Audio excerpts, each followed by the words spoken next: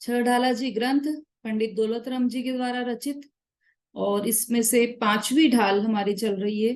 पांचवी ढाल में 12 भावनाओं का स्वरूप हमने देखा। अब इसका सारांश, पांचवी ढाल का सारांश, पेज नंबर 145, 145।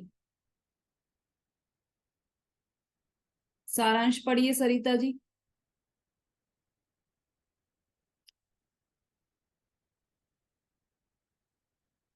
जय श्री राम दीदी। यह 12 भावनाएं चारित्र गुण के आंशिक शुद्ध पर्याय हैं, इसलिए वे सम्यक दृष्टि जीव को ही हो सकती है। सम्यक प्रकार यह 12 प्रकार की भावनाएं भावने से वितरागता की वृद्धि होती है। उन 12 भावनाओं का चिंतन मुख्य रूप से तो वितरागी दिगंबर जैन मुनिदास को ही होता है, तथा गौण रूप से सम्यक दृष्टि को होता है। जिस प्रकार पवन के लगने से अग्नि भभक उठती है, उसी प्रकार अंतरंग परिणामों की शुद्धता सहित इन भावनाओं का चिंतन करने से समता भाव प्रकट होता है और उससे मोक्ष सुख प्रकट होता है। अनुकूलता पूर्वक इन भावनाओं से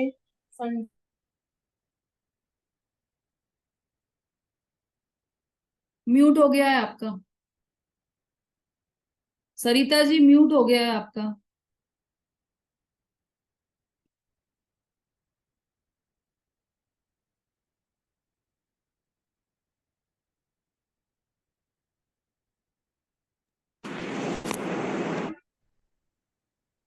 इन 12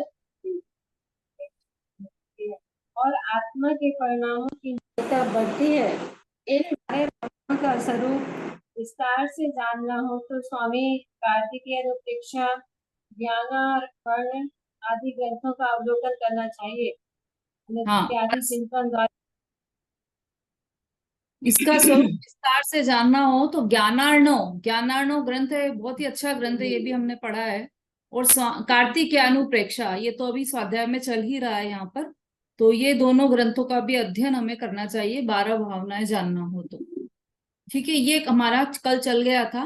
अब आगे पढ़िए Sulochana aunty.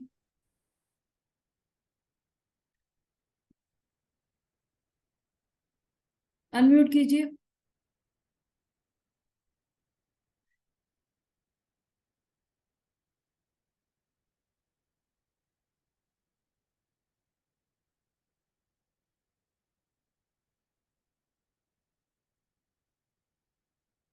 Sulochana aunty unmute कीजिए।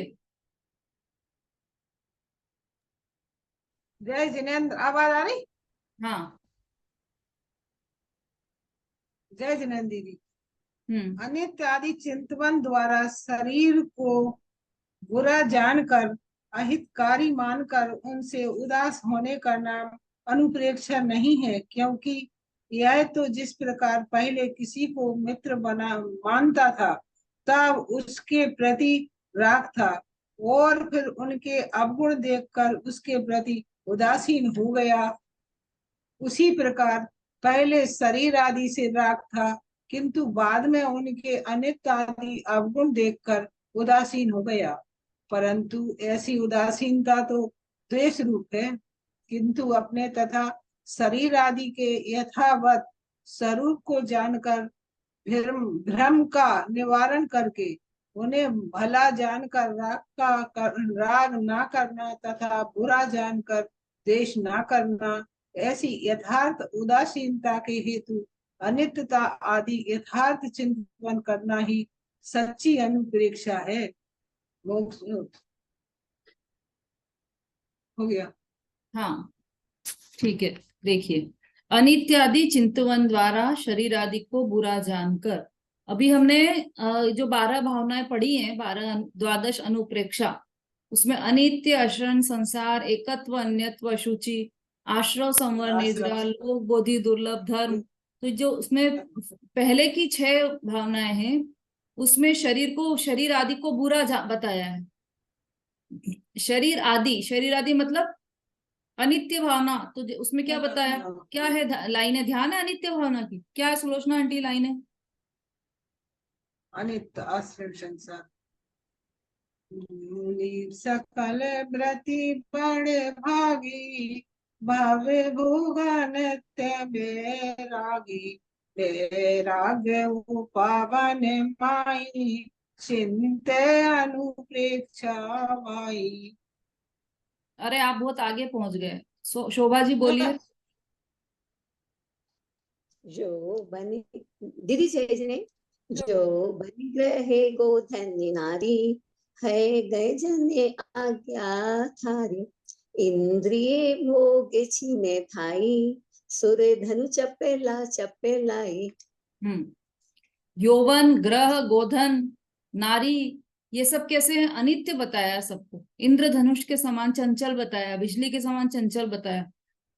और आचरण में भी इसी टाइप की मणि, कुछ भी काम नहीं आते हैं। मणि मंत्र तंत्र वही, डॉक्टर भी काम नहीं आते, घर वाले भी काम नहीं आते। अनित्य, अशरण, संसार, संसार में भी सब स्त्री पुत्र आदि, सूतधारा हो या न सीरी, सब स्वार्थ के हैं बीरी। इसी टाइप की बातें आई है सभी में। अशुचि भावना में भी शरीर को मलिन बताया, अत्यंत दुर्गंध युक्त ऐसा शरीर बताया। तो उन सब से हमें क्या जानना कि ये शरीर बुरा है, ये स्त्री बुरी है, ये परिवार वाले बुरे हैं। ऐसा बुरा जानकर, अहितकारी मानकर उनसे उदास होने का नाम अनुप्रेक्षा नहीं है। हमने उनको बुरा जान लिया तो हम तो 12 भावनाओं का चिंतन कर रहे हैं कि ये शरीर मेरा नहीं है, अरे ये शरीर तो कुछ भी काम का नहीं, शरीर तो इतना गंदा है, स्त्री पुत्र सब स्वार्थी होते हैं। हम तो अनित्य भावना का चिंतन कर रहे हैं, हम तो अशुचि भावना का चिंतन कर रहे हैं, ऐसा समझते हैं हम अपने आप। जबकि वह अनुप्रेक्षा नहीं है, वह 12 भावनाओं का चिंतन नहीं है। उनको बुरा जानकर उनसे द्वेष करना 12 भावनाओं का चिंतन नहीं है। क्योंकि यह तो जिस प्रकार पहले किसी को मित्र मानता था, कोई फ्रेंड है मेरा, तब उसके प्रति राग था और उससे बिल्कुल दोस्ताना था, रोज का उठना बैठना बिल्कुल लंगोटिया यार। और फिर उसके अवगुण देखकर उसके प्रति उदासीन हो गया कि अरे यार ये तो, इसने तो मेरे से छल किया, उसका अवगुण देख लिया और उससे उदासीन हो गया कि अब मेरे को उससे कोई मतलब नहीं है, ऐसा उदासीन हो गया। वो तो बहुत ही बेकार निकला, उसे मैं अपना दोस्त समझ रहा था, वो तो आस्तीन का सांप निकला। ऐसे जो भी कथन है, तो उसको फ्रेंड माना था और उसके अवगुण देखकर उससे उदासीन हो गया। उसी प्रकार पहले शरीर आदि से राग था, किंतु बाद में उनके अनित्यादि अवगुण देखकर उदासीन हो गया। पहले शरीर से बहुत प्रेम था। हम जब तक ये अनित्य अशुचि भावना नहीं सुनी थी, तब तक हमें क्या लगता था कि हमारा शरीर तो बहुत सुंदर है, हम तो सबसे सुंदर है। और शरीर की आज शरीर पे उपटन लगाएंगे, आज चेहरे पर मलाई लगाएंगे, आज हाथ पैरों में क्रीम लगाएंगे, आज सिर में सरसों का तेल लगाएंगे, और भी क्या क्या उपटन बनाएंगे, और मास्क लगाएंगे, फेशियल करवाएंगे। सारा कार्य शरीर के लिए करता था, अशुचि भावना नहीं पड़ी थी तब तक। और मतलब उससे शरीर से बहुत राग था, बहुत ज्यादा राग कि नहीं नहीं, अरे नहीं, मैं धूप में नहीं निकलूंगी, मैं काली हो जाऊंगी, मेरा शरीर काला हो जाएगा। बहुत ज्यादा राग, तीव्र राग शरीर से। अब अशुचि भावना पड़ ली तो क्या लगने लगा कि हम कितना भी सजा लें बाहर से, कितना भी सुंदर बना लें उसको, अंदर से तो वो मल से भरा हुआ है कि कस वसादिते मेली, इतना गंदा है, कभी भी हमें दोस्ती करने योग्य नहीं है ये शरीर तो। और हम नया कपड़ा पहने, व्हाइट कपड़ा पहने, और 2 मिनट बाद ही उतार दे तब भी उसकी कॉलर पूरी काली हो जाती। इतना तो हर वक्त ये मेल छोड़ता रहता है, इतना बेकार शरीर है। तो ऐसा उसके अवगुण जान लिए शरीर के, तो उससे उदासीन हो गया। तो ये अनुप्रेक्षा नहीं हुई, क्या हुआ, ये द्वेष हो गया शरीर से भी। जैसे वो उस मित्र से पहले राग था और फिर द्वेष हो गया उसके अवगुण देख के, ऐसे ही शरीर से पहले राग था, उससे प्रीति करता था, अब उसके अवगुण देखकर उससे द्वेष करने लग गया। किंतु अपने तथा शरीर आदि के यथावत स्वरूप को जानकर, भ्रम का निवारण करके उन्हें भला जानकर राग न करना। शरीर का जो अशुचि भावना में जो स्वरूप बताया, जो चित्र दिखाया है, 3 चित्र दिखाया ना उसमें। तो एक तो बिल्कुल हड्डी पसली दिखाई दे रही है, इसमें हड्डियों का ढांचा है बिल्कुल। तो हमसे कहा हमारे गुरुजी ने कि ये तुम्हारा एक्सरे ये है, तुम ऐसे हो अंदर से। अब हमने उसको देखा तो हमको अरे बाप रे, इतना गंदा शरीर है, और शरीर से द्वेष हो गया, और द्वेष होकर उदासीन हो गया कि अब तो मैं शरीर का ध्यान ही नहीं रखूंगा, ऐसा। किंतु वह क्या है, वास्तव में शरीर का ऐसा स्वरूप है, ऐसा नहीं कि वो शरीर के अवगुण बता रहे हैं, शरीर का स्वरूप ही वैसा है। तो अब उस शरीर का वैसा स्वरूप जानकर न तो उससे राग करना है और न द्वेष करना है ही स्वरूप उसका ऐसा।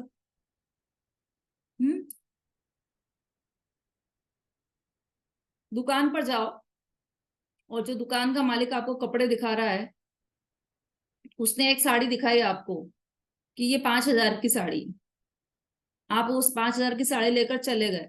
दूसरा ग्राहक आया, उस दुकानदार ने, जो सेल्समैन था, उसने इतनी अच्छी बात की कि देखो मैडम, ये आपके लिए हमने स्पेशली 5,000 कर दिए हैं, नहीं तो इसका तो ये तो 7,000 की साड़ी थी, और ये तो आप हमारे रेगुलर कस्टमर हो इसलिए कर दिया, ये सब पूरी बातें।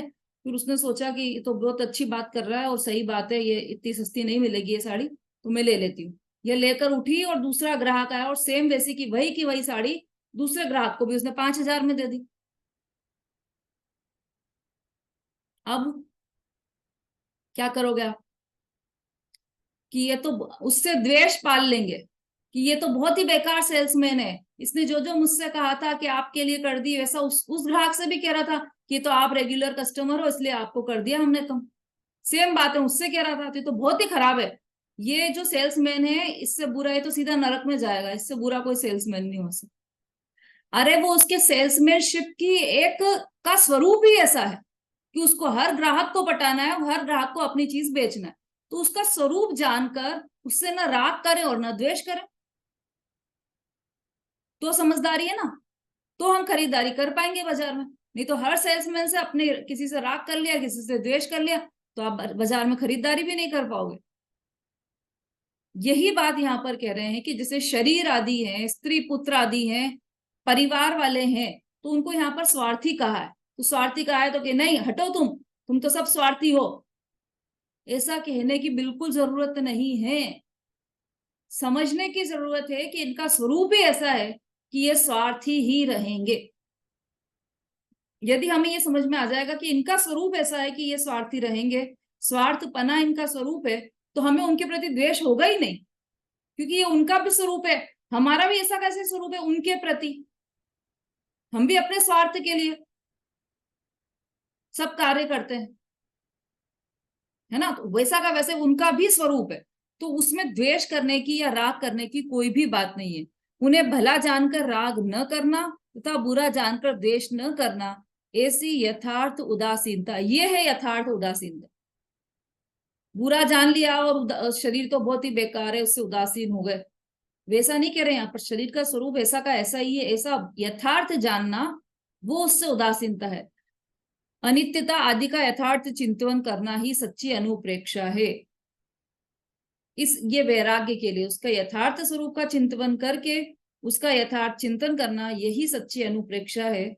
और बाकी जो भी है वह सब क्या है, वो सब शमशानी वैराग्य है। जिस वैराग्य की चर्चा हमने अभी की ना, उदासीनता की, शमशानी वैराग्य, कि अभी अभी तो खुश खुश है, लड्डू पेड़े खा रहे हैं, खूब नाच रहे हैं, कूद रहे हैं, और किसी की देह लेकर शमशान में गए तो वहां पर तो ऐसा हो गया, अरे क्या बेकार है, देखो कल तक तो ये हमसे बात कर रहे थे और ये आज चले गए, और आज इनका शरीर हम जला रहे हैं, और ऐसा।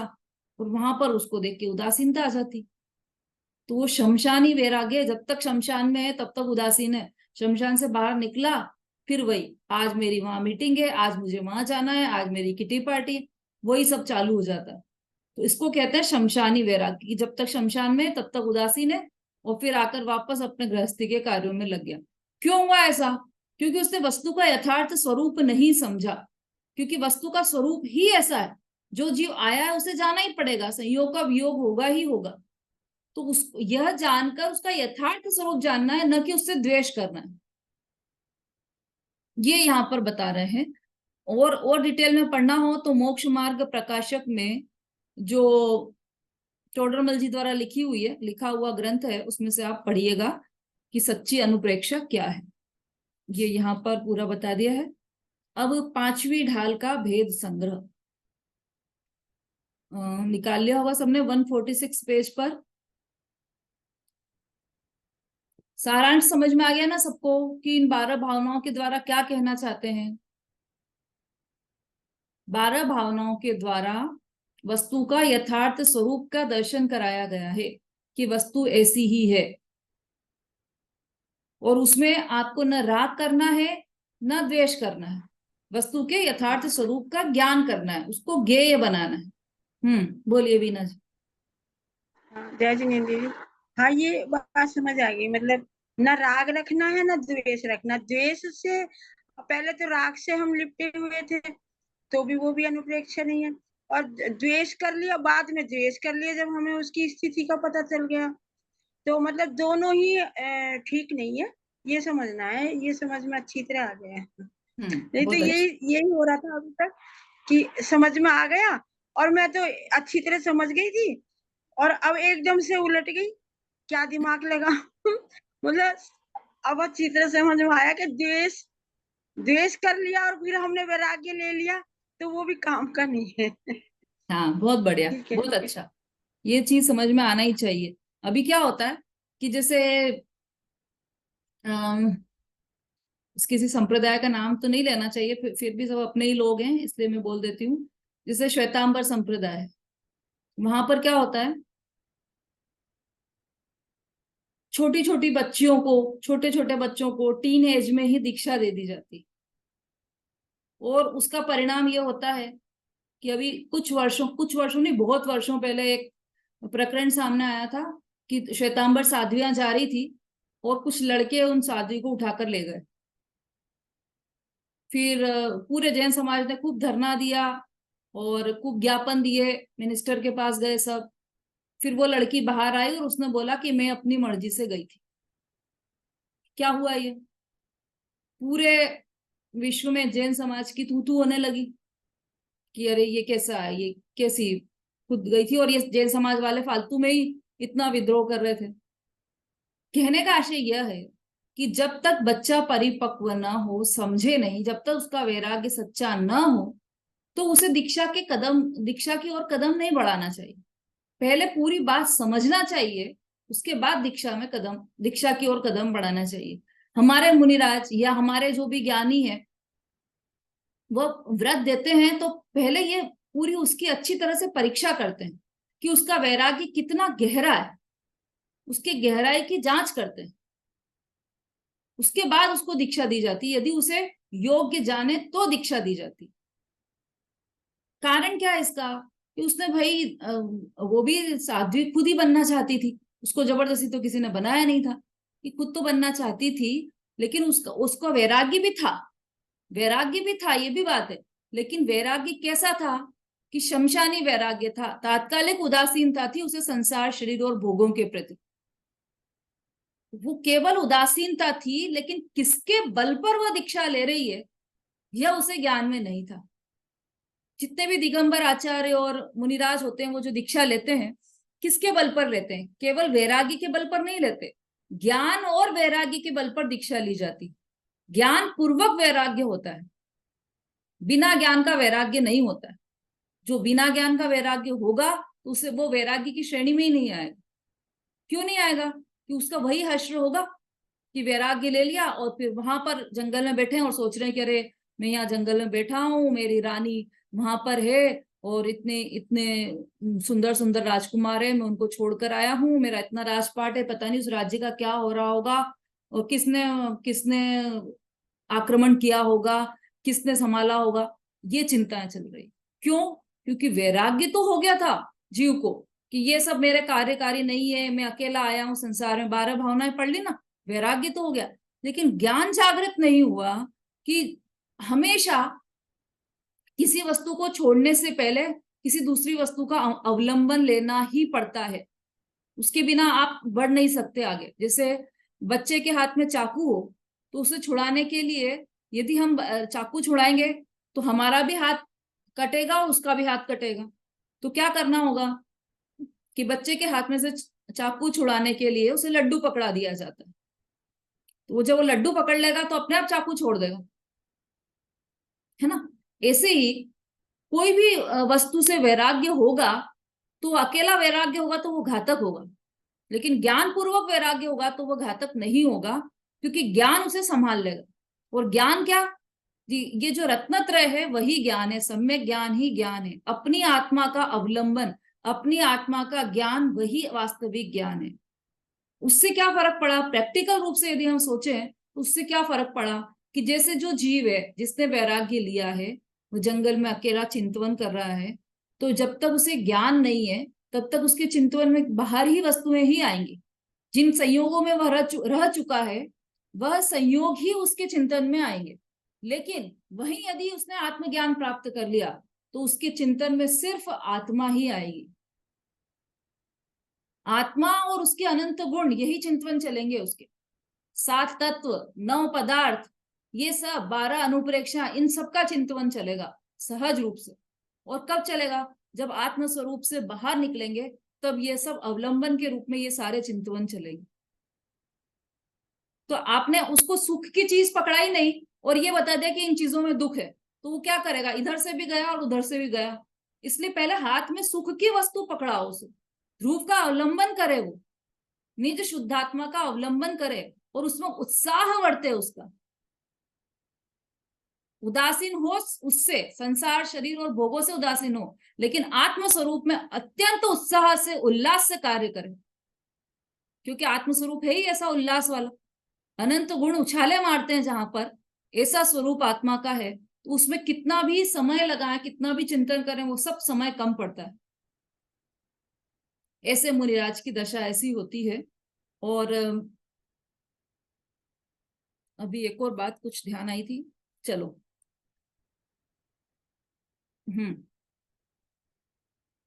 उन्हें भला जानकर ये हो गया ना अपना। हाँ चलिए, भेद संग्रह पर आ जाइए। अनुप्रेक्षा अथवा भावना, पहला पॉइंट है अनुप्रेक्षा अथवा भावना। पढ़िए।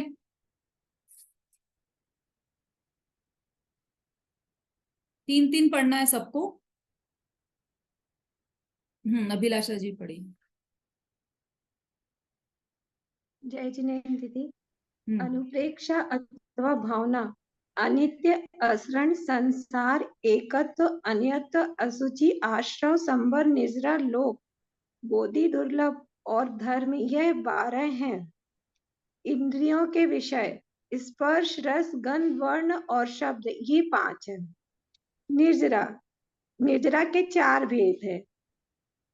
इसके अकाम निर्जरा, सविपाक, सकाम और अविपाक। सबसे पहले अनुप्रेक्षा अथवा भावना, जिसे द्वादश अनुप्रेक्षा कहते हैं, ये अनुप्रेक्षा या 12 भावना एक ही बात है दोनों। तो इसके तो सबको नाम याद भी हो गए होंगे अब तो हमने पूरी 12 भावनाएं पढ़ ली एक एक डिटेल में। किसको याद नहीं है वो हैंड रेस कीजिए।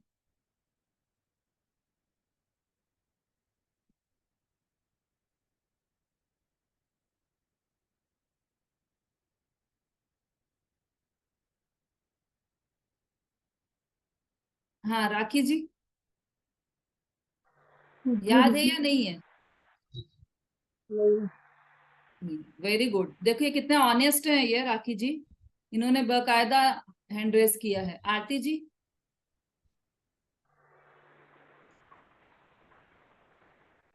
नहीं दीदी, ये तो मैंने पहले 100 किया था पढ़ने के लिए।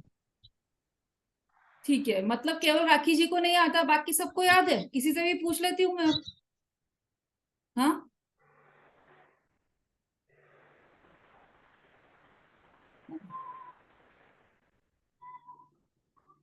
चलिए पूछ लेती हूँ मैं।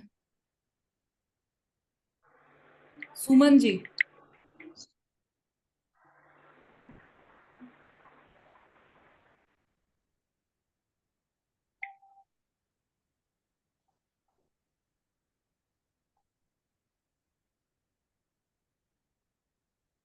सुलेखा जी।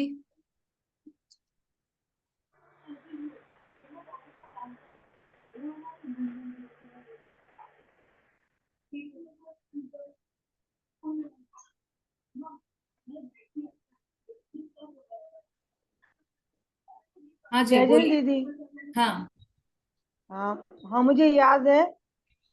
अनित्य भावना, असरण भावना, संसार भावना और एकत्व भावना, और अनित्य भावना, अस्तित्व भावना, आश्रय भावना, संबर, निर्जरा और बोध दुर्लभ भावना और धर्म भावना। 11 हुई। धर्म भावना, लोक भावना। हाँ बिल्कुल ठीक, बिल्कुल सही। कहाँ से हैं आप सुलेखा जी? मैं आगरा से हूँ। अच्छा अच्छा, बहुत बढ़िया, बिल्कुल सही याद है आपको। अभी संध्या जी। अच्छा, आपके इसमें आप ज्वाइन नहीं हो पा रही हैं संध्या जी। अर्चना जी बोलिए। जय हिंद दीदी। अनित्य भावना, जड़ भावना, संसार भावना, एकत्व भावना, अन्यत्व भावना, असुचि भावना, आश्रव भावना, संभर भावना, निजरा भावना, लोक भावना, बोधि दुर्लभ भावना और धर्म भावना। बहुत अच्छा। संगीता जी।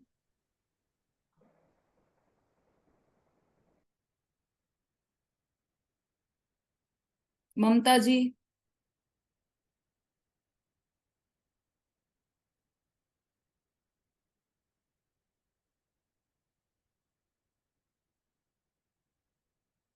हाँ विमलेश जी बोलिए।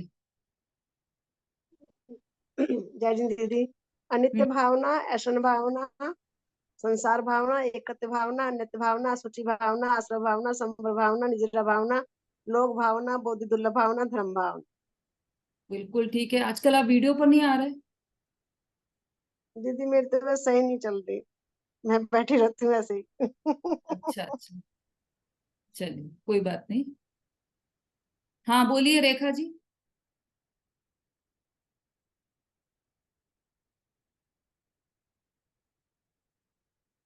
रंजना जी।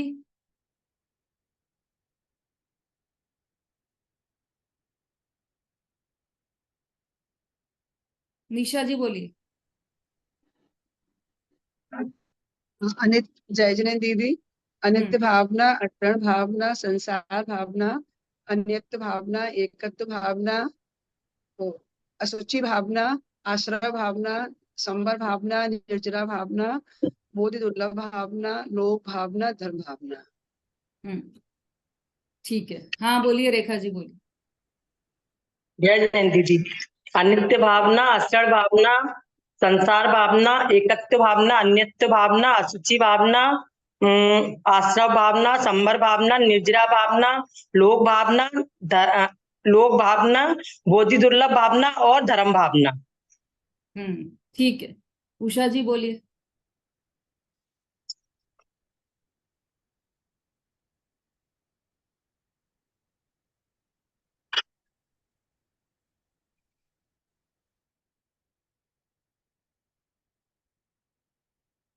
नहीं, अनम्यूट करना पड़ेगा आपको।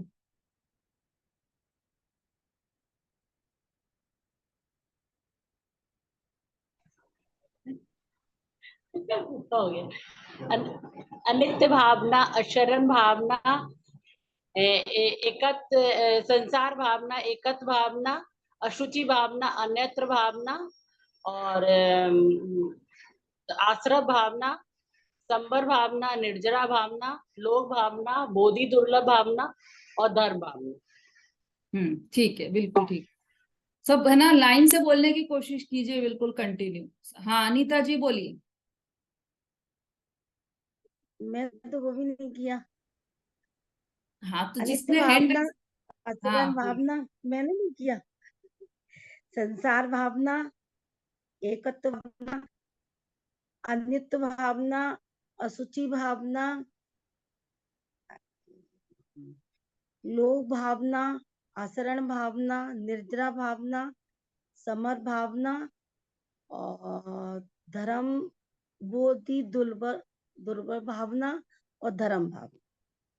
हाँ, थोड़ा सा अच्छे से याद कीजिए इसको आप बैठकर, या तो है ना कॉपी में 2-3 बार लिख लीजिए तो आपको याद हो जाएगा। लाइन से याद होना चाहिए, जैसा उसका क्रम है वैसा ही याद करना है। रंजना जी बोलिए। हम्म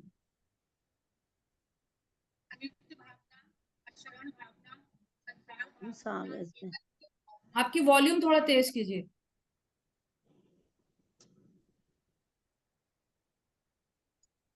अशरण भावना, अनित्य भावना, असरण भावना, संसार भावना, एकत्व भावना, अनित्य भावना, असुचि भावना, आश्रय भावना, संवर भावना, निर्जरा भावना, लोक भावना, बोधि दुर्लभ भावना और धर्म भावना।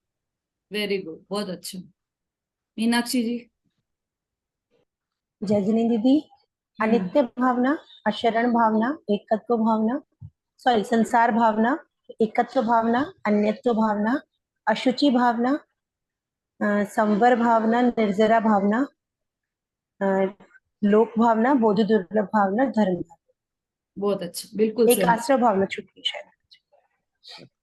अनित्य, अशरण, संसार, एकत्व, अन्यत्व, अशुचि, फिर आश्रव, संवर और निर्जरा। आश्रव, हाँ। संवर, निर्जरा, लोक, बोधि दुर्लभ, धर्म। तत्व परक भावना आश्रव भावना से ही प्रारंभ होती, उसके पहले की सारी वैराग्य परक भावना है। ठीक है, ठीक है, तो सबको याद है मतलब। हाँ, राखी जी कहाँ है भाई? हाँ, हो गई आपको याद? बोलिए। अनित्य भावना, अशरण भावना, संसार भावना, और एकत्व भावना, अन्यत्व भावना, अशुचि भावना, आश्रय भावना, संवर भावना, निर्जरा भावना, लोक भावना, बोधि दुर्लभ भावना और धर्म भावना। बहुत अच्छा, बहुत बढ़िया। हाँ हाँ, स्वस्ति जी बोलिए।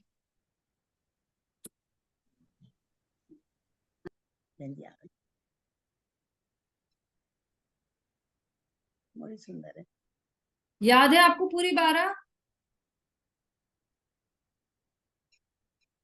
सुना। अनित्य भावना, अशरण भावना, संसार भावना, एकटक भावना, अनित्य भावना, असुचि भावना, आश्रय भावना, सवना भावना, निर्जरा भावना, लोक भावना, बोधि दुर्लभ भावना, धर्म भाव। बहुत अच्छा। अब है ना, नेक्स्ट जो क्लास होगी ना हमारी, उसमें आप अपने आप से सुनाना पूरी, पक्की पक्की याद कर लेना, ठीक है? दादी से पक्की पक्की लिख लेना आप, और फिर याद करना, फिर सुनना। बहुत बढ़िया, अच्छी सुनाई आपने। तो सबने ही सुना दी है, मतलब सबको याद है ये 12 भावनाएं, जिसका चिंतन हमने अभी किया है।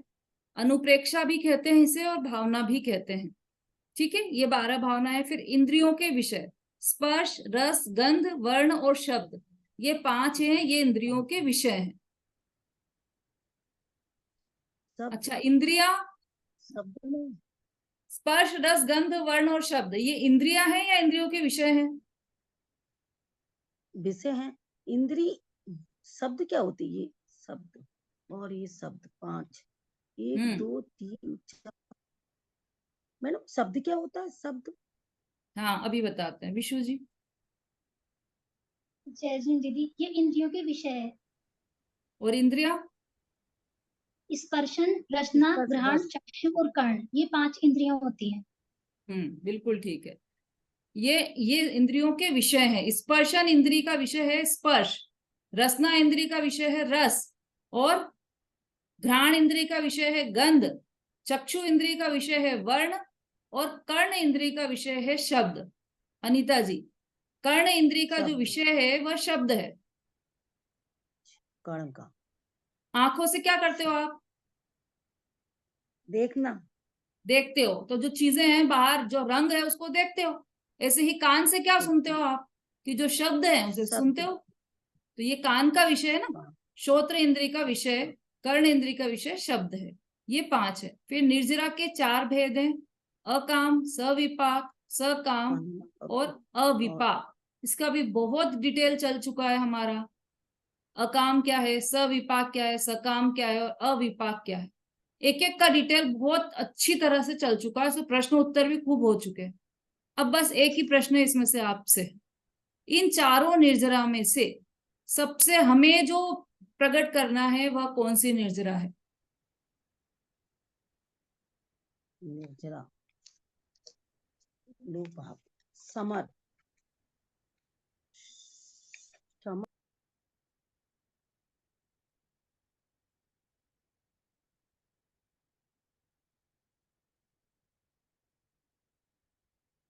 राखी जी बोलिए। दीदी सविपाक निर्जरा। सविपाक निर्जरा। सुलेखा जी बोलिए।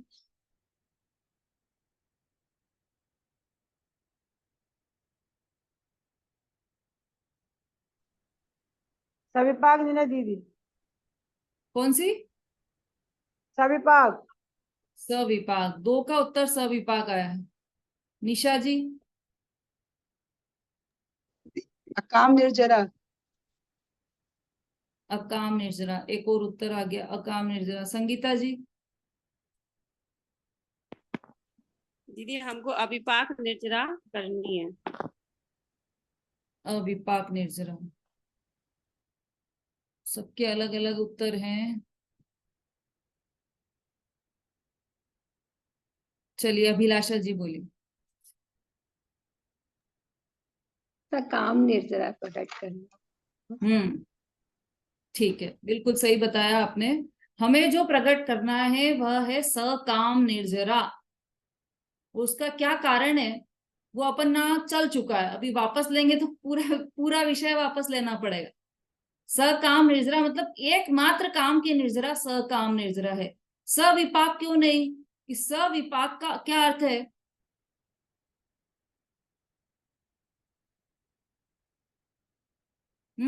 सविपाक निर्जरा तो हमको अभी हो ही रही है, प्रति समय हो रही है, तो इसलिए वो क्यों करना है? उसके होने से भी मोक्ष नहीं हो पा रहा है ना।